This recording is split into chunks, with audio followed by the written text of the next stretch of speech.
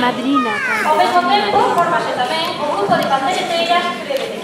Meses máis tarde, incorporase o grupo Asociación Cultural Ludo Baena, aportando deste xeito o grupo instrumental. O grupo está composto por 8 parejas de baile mixtas, 8 pandereteiras e charanga. BBD, que nos acompaña por primeira vez na Zaloira, vai interpretar na súa primeira parte a Jota